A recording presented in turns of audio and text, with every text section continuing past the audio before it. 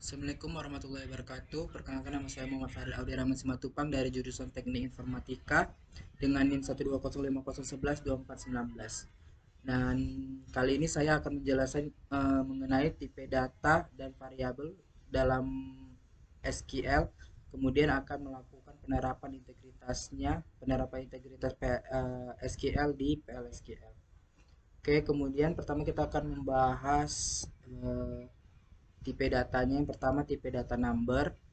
Nah, tipe data number ini memiliki penyimpanan data numerik. Kemudian dia memiliki presisi dan skala, di mana rentang penyimpanannya untuk presisinya itu 1 sampai 38 dan rentang skalanya itu negatif 84 hingga 127. Kemudian untuk subtype-nya ada dia mendukung subtype dari ANSI, DB2 dan SQL. Kemudian ada beberapa tipe data lainnya, tipe penyimpan storage range yang lainnya. Kemudian untuk yang berdasarkan ANSYS sama DB2, tipe datanya ada integer, int, small int, float, double precision dan lainnya. Untuk yang integer dia maksimum presisinya itu ada 38 digit. Kemudian untuk yang int juga 38, sama small int juga sama. Di Oracle kita bisa mengetikkan number, kemudian berapa rentangnya, p, 0 sekian. Kemudian yang untuk tipe data float. Nah, float ini dia sampai 126 binary digit binar. Kemudian ada double precision juga sama 126 digit binar. Di Oracle kita bisa mengklikkan float 126, artinya float dia batasnya sampai 126. Maksudnya ketika kita input batasnya itu memang sampai 126. Kalau misalnya kita ingin 5, float 5 gitu bisa. Cuma ini hanya batas maksimum aja. Kemudian ada yang real, dia maksimum presisinya itu 63 digit biner.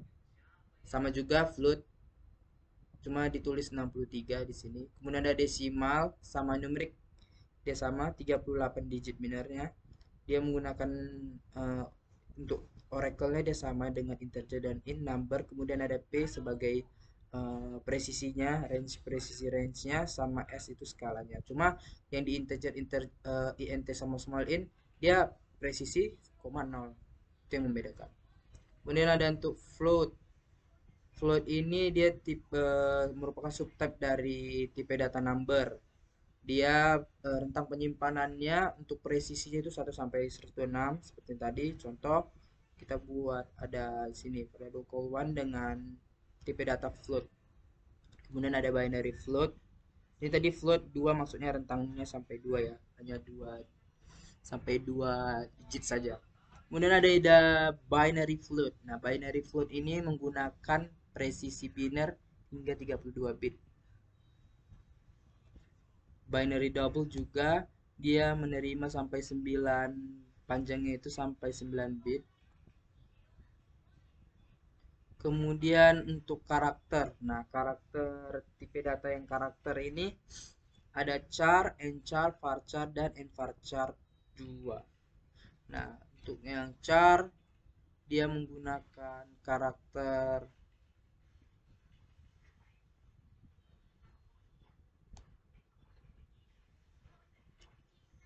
Untuk yang char dia menyimpan data karakter dengan panjang yang sudah ditentukan, di mana penyimpanan maksimumnya hingga 2000 byte.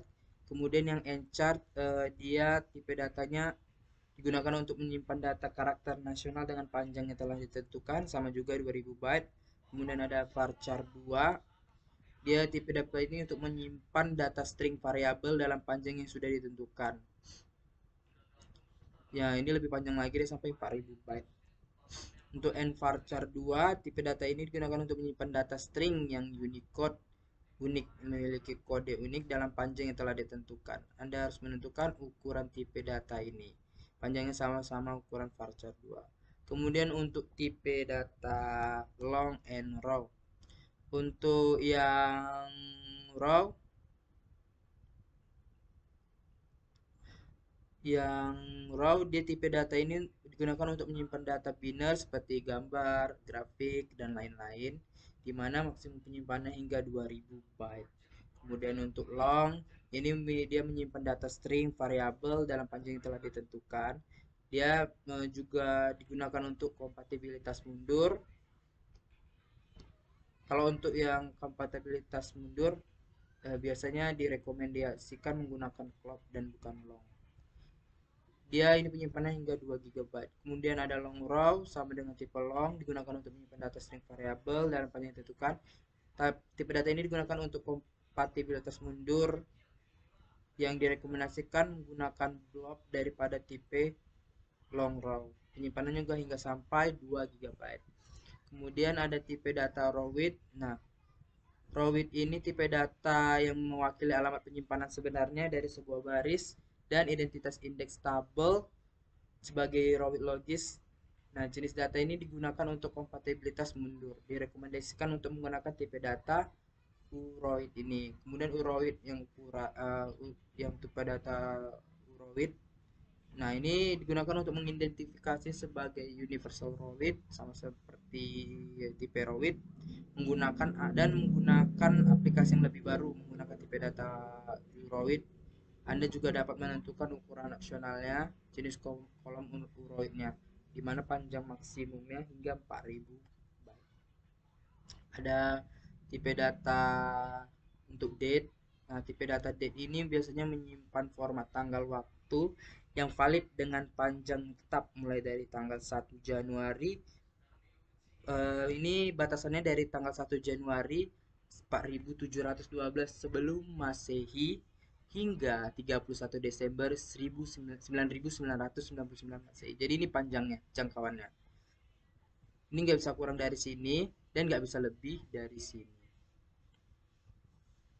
Kemudian ada timestamp. Nah, untuk tipe data timestamp dia menyimpan tanggal yang valid, ada tahun, bulan, hari dengan waktu, jam, menit hingga detik. Ini ada sintaksnya, contoh timestamp fractional second precision dari tanggal 2014 sekian sekian pada jam sekian sekian. Sama yang di bawahnya juga timestamp with time zone, contoh timestampnya 2014 bulan 4 tanggal 13 jam 6 sore menit ke 10 detik 52 dan sekian sekian sekian. Nah, untuk time zone-nya ditentukan oleh zona waktu dari UTC sendiri. Dia mengikuti dua nilai mewakili insan yang sama di UTC. Nah, di sini ada panjangnya, timestamp-nya itu dari 1999 bulan 4 tanggal 15 dari jam 8 hingga 8 IM Pacific Standard Time. Atau timestampnya dari 1999 dari bulan 4 tanggal 15 dari jam 11 sampai jam 5. Ini menggunakan Eastern Standard Time. Ini ada contoh source code-nya membuat timestamp. Kemudian ada variabel milik tipe data interval, memiliki interval panggilan nilai. Sini interval lihat semua tipe data untuk menyimpan dan memanipulasi interval tahun dan bulan. Sini ada sintaks interval year precision-nya to month. Kemudian ada precision menentukan jumlah digit dalam rentang tahun dari 0 sampai 9 dan standarnya itu 2. Kemudian ukuran tipe datanya itu konstan 5 byte. Kemudian ada interval hari kedua, interval day to second. Tipe data ini untuk menyimpan dan memanipulasi interval hari, jam, menit, dan detik. Contohnya interval day, day precision to second, fractional second precision. Nah, day precision ini dia menentukan jumlah digit dalam rentang hari dari 0 hingga 9, di mana standarnya sendiri 2. Fractional second precision menentukan jumlah digit dalam rentang hari dari 0 hingga 9, standarnya adalah 6. Ukuran tipe datanya tetap yaitu 11 byte. Kemudian ada yang tipe data B-file, tipe data objek besar, tipe log. Nah, tipe data log ini digunakan untuk menyimpan objek besar seperti gambar, video, grafik, teks, audio. Nah, ukuran maksimumnya hingga 4 GB. Untuk tipe datanya ada tipe data log dalam SQL. Itu ada beberapa yaitu B-file, blob, pop, and include. Untuk yang B file, dia menyimpan objek biner ke dalam file sistem operasi. Kemudian variabel tipe data ini menyimpan jalur pencari file lengkap yang mengarah ke objek biner yang disimpan di server. Nah, tipe data B file ini hanya bisa dibaca dan Anda tidak dapat mengubahnya. Dimana tadi ukuran maksimumnya hingga 4 GB, atau kalau diubah ke byte dia menjadi 2 pangkat 32 minus 1 byte. Kemudian untuk nama direktorinya dia panjangnya 30 karakter, untuk nama file hingga bisa sampai hingga 255 karakter. Kemudian ada tipe data blob. Ya, tipe data blob ini sama dengan tipe data B file untuk menyimpan objek biner yang tidak struktur ke dalam file sistem operasi. Nah, jenis blob transaksi yang didukung sepenuhnya ini dapat dipulihkan atau direplikasi. Maksudnya diubah. Ukurannya hingga dari 8 terabyte hingga 128 terabyte. Kemudian untuk tipe data clock. Clock untuk menyimpan blok besar data karakter ke dalam database. Menyimpan data karakter single byte dan multi byte. Kemudian ada jenis transaksi yang didukung penuh clock dapat dipulihkan dan dapat direplikasi. Penyimpanannya ukurannya juga hingga dari 8 hingga 128 tera. Kemudian tipe data in clock. Dia untuk menyimpan blok besar data encrypted ke dalam database. Nah, menyimpan data karakter single byte dan multi byte jenis enclave transaksi yang didukung sepenuhnya dapat dipulihkan dan dapat direplikasi. Ukurannya sama juga sama blob dan clock. Kemudian kita akan mulai melakukan penerapan integrasi SQL PLSQL. Nah, di sini kita menggunakan SQL Plus. Pertama kita udah masuk ke sistem database-nya, kita udah buat username-nya, kemudian kita set server output on supaya dapat menghasilkan output. Nah, di sini saya ingin membuat penerapan integrasi SQL ke PSQL ini. Saya ingin membuat ya, mungkin gabungan dari panjang, persegi, dan segitiga. Pertama kita buat declare dulu deklarasinya. Kemudian kita buat variabelnya. Yang pertama untuk sisi persegi kita pakai underscore variabelnya.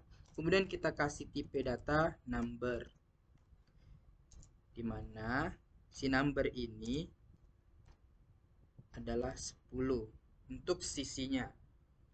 Oke, untuk variabel sisi persegi dia menggunakan tipe data number, dimana itu merupakan bilangan bulat. Kita ambil di sini dengan karakter 10, panjang 10. Kemudian kita masukkan alas segitiga. Nah, di sini kita buat number juga sama. Kita masukkan alas persegitiga ini panjangnya 8 aja lah. Kemudian untuk tinggi segitiga, variabel tinggi segitiganya, sisi persegi, alas segitiga, tinggi segitiga. Ini kita pakai number juga. Ini semuanya pakai number di sini. Ini 6. Ketahui 6 tingginya. Kemudian untuk luasnya kita di sini deklarasikan variabel dari luas persegi dengan tipe data number. Kemudian gitu. Kenapa tidak ada seperti ini? Karena kita kan mencari luas. Nah, luas ini nanti akan menggunakan rumus-rumus dari variabel dari 3 variabel di atas ini. Sisi persegi, alas segitiga, enggak tinggi segitiga. Nah, luas persegi ini akan memuat variabel-variabel yang ini dan akan dilakukan perhitungan. Kemudian kita juga buat luas segitiga. Jadi kalau mau buat variabelnya kita pakai tanda ini ya, tanda underline di antara ininya. Kemudian kita buat di sini luas segitiga dengan tipe data juga number. Nah, luas persegi udah diketahui, luas segitiga juga luas persegi, variabel luas persegi udah dibuat, luas segitiga juga dia udah buat. Nah, untuk menjembatani agar mencari total semuanya, kita juga perlu membuat variabel gabungannya. Jadi kita buat luas gabungan untuk mencakup isi dari. Nah, luas gabungan ini nanti juga dilakukan perhitungan terhadap dua variabel di atas, luas persegi dan segitiga. Nah, luas persegi dan segitiga mengandung variabel yang udah ada nilainya, yang seperti sisi persegi, alas segitiga, dan tinggi segitiga. Jadi luas gabungan perlu dideklarasikan juga untuk variabelnya agar kita dapat melakukan perhitungan di dalam antara luas persegi dan luas segitiga. Oke, kemudian kita bikin, kita akan bikin.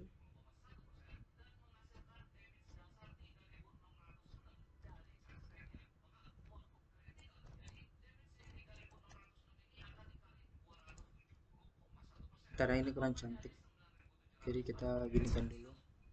Kita edit. Nah, kalau kita mau edit, kita bisa tekan ed di sini ya.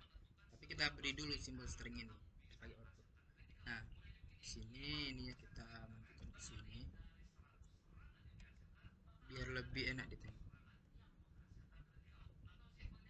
Oke, sampai sini ini dikasih jarak, ini juga, dan ini juga.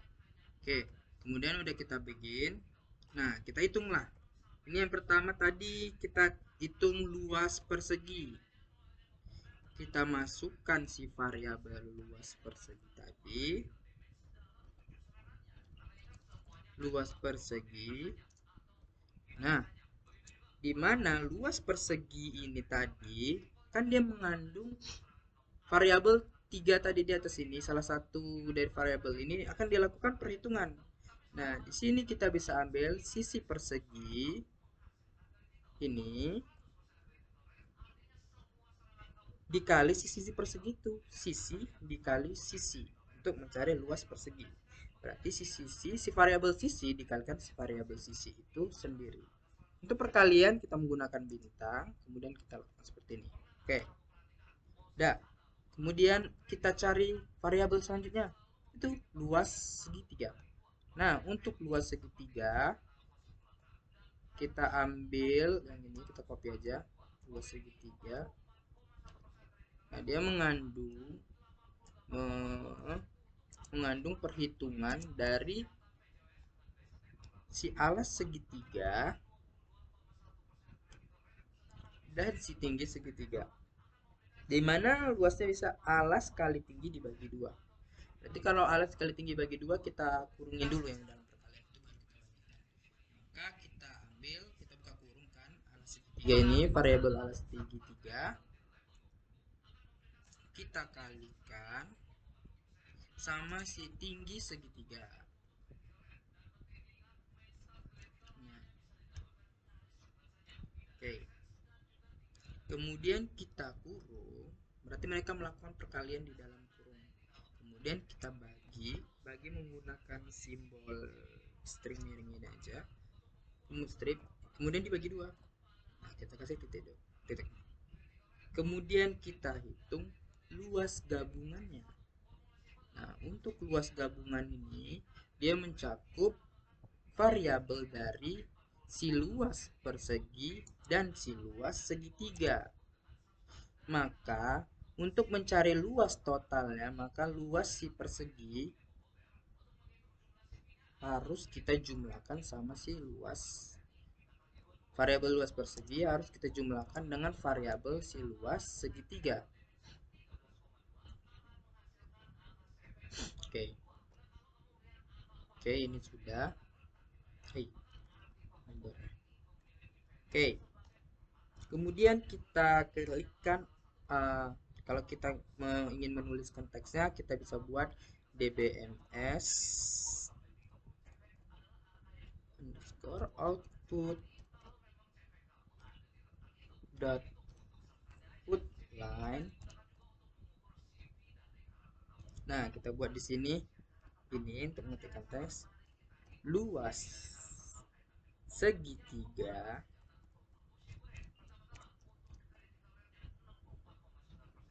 luas persegi dulu. Titik 2 sambungan, kita kasih klik. Kemudian kita kasih ini sebagai pembatas antara string text dan untuk variabelnya. Kemudian kita masukkan. Jadi dia harus dibatasi antara si string text dengan variabel yang ingin masukkan. Kemudian kita masukkan tadi luas persegi ini tadi. Nah, Ctrl C, Ctrl V, kemudian ditutup. Oke. Nah, yang ini kita copy aja. Ctrl C, Ctrl V. Nah, kita tadi mau ambil luas segitiga. Maka kita ambil yang ini luas segitiga. Ctrl C. Kemudian Ctrl V luas segitiga. Nah, yang terakhir kita copy lagi yang ini. Ctrl V. Nah, yang terakhir adalah luas gabungannya. Luas gabungan. Kemudian kita ganti dengan rumus yang ini. Oke, kita tutup dengan perintah N untuk mengakhiri. Kemudian kita klik X ini, kita save. Nah, kemudian kita klik string untuk menghasilkan outputnya. Nah, di sini outputnya sudah tertampil, di mana luas perseginya 100, luas segitiganya 24, dan maka luas gabungannya adalah 124. Nah, ini tadi menampilkan device output yang ini, menampilkan teks luas persegi, kita gunakan petik, ini dia. Kemudian kita batasi antara string text dengan variabelnya si luas persegi, maka dia akan menampilkan perhitungan dari luas persegi yang tadi nih. Luas persegi ini sisi variabel sisi persegi dikali sisi persegi. Begitu juga yang lainnya. Oke, demikianlah penjelasan mengenai variabel dan tipe data pada SQL serta penerapan integritas SQL ke PL/SQL menggunakan SQL Plus. Lebih dan kurang saya mohon maaf. Saya akhiri. Assalamualaikum warahmatullahi wabarakatuh.